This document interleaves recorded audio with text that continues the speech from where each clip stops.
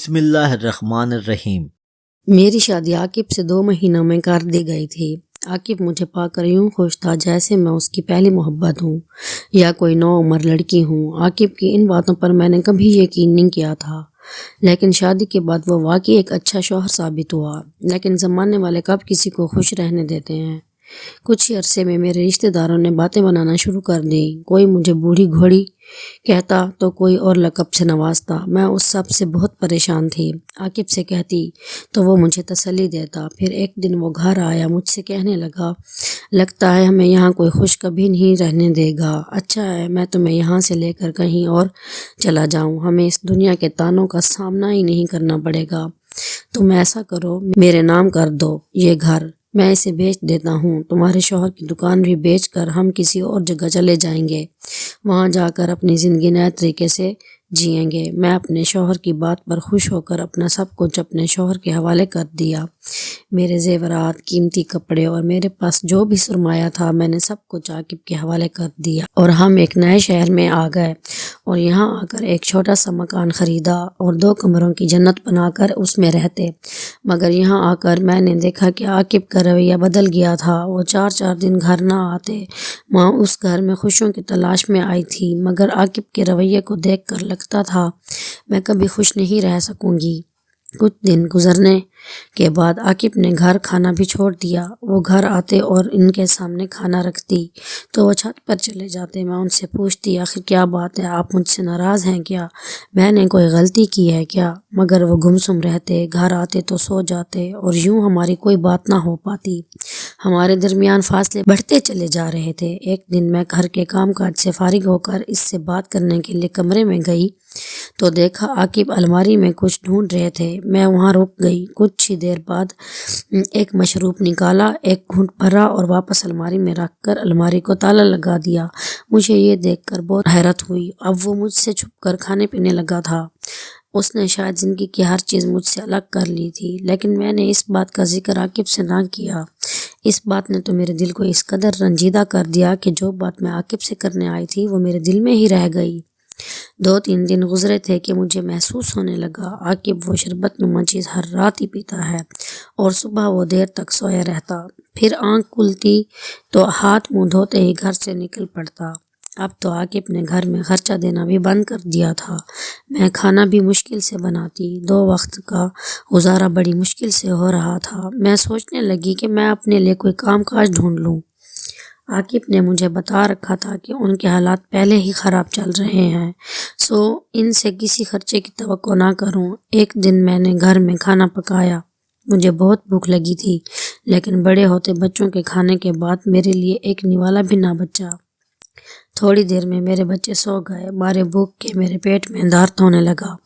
گھر میں کھانے کو کچھ نہیں تھا۔ میں نے اپنے کمرے میں آ کر شوہر کی الماری کھولی، اس میں سے وہی سفید رنگ شربت نکلا اور تھوڑا سا پینے کے بعد لیٹ گئی۔ میں جانتی تھی کہ وہ کوئی طاقت کی دوا ہے جسے پینے سے بھوک مر جاتی ہوگی، کیونکہ عاقب بھی کچھ عرصے سے اسی شربت پر گزارا کر رہے تھے اور میں اس بات کی خود گواہ تھی۔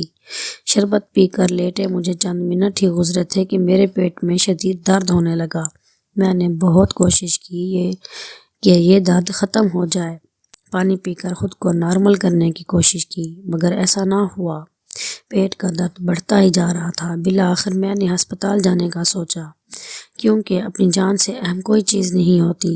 ہسپتال ہمارے گھر سے 2 منٹ کی دوری پر تھا۔ میں پیدل ہی ہسپتال کے لیے نکل پڑی۔ وہاں پہنچتے پہنچتے میری حالت اور خراب ہو گئی۔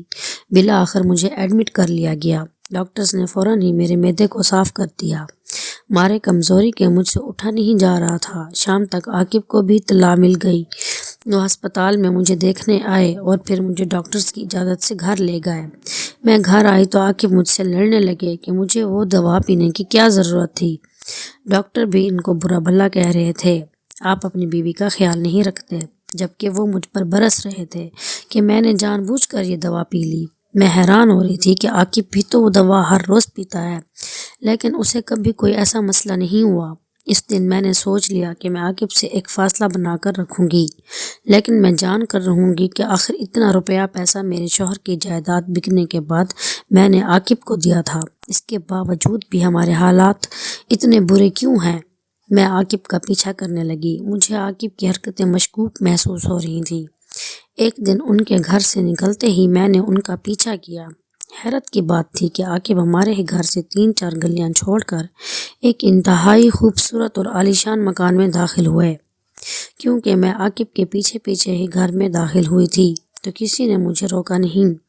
گھر کیا تھا؟ مانو حویلی تھی، انتہائی خوبصورت اور سجی سجائی، جیسے یہاں کبھی کسی انسان نے قدم بھی نہ رکھا ہو۔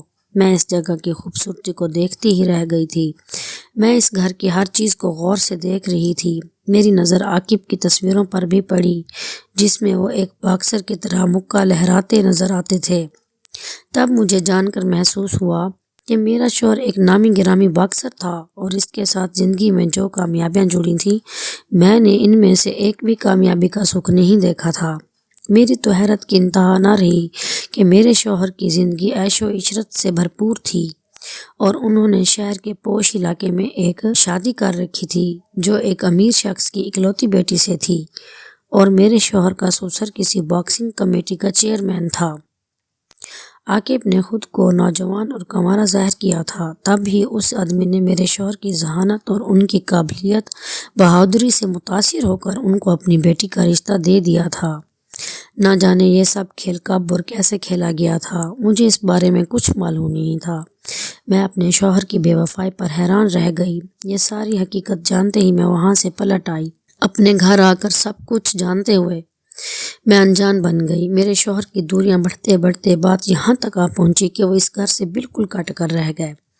مگر میں نے اپنے بچوں کے لیے اپنے حقوق کا مطالبہ کیا۔ ان سے کہا کہ آپ مجھے بے شک طلاق دے دیں پر مجھے میرے بچوں کے خرچے سے محروم نہ کریں۔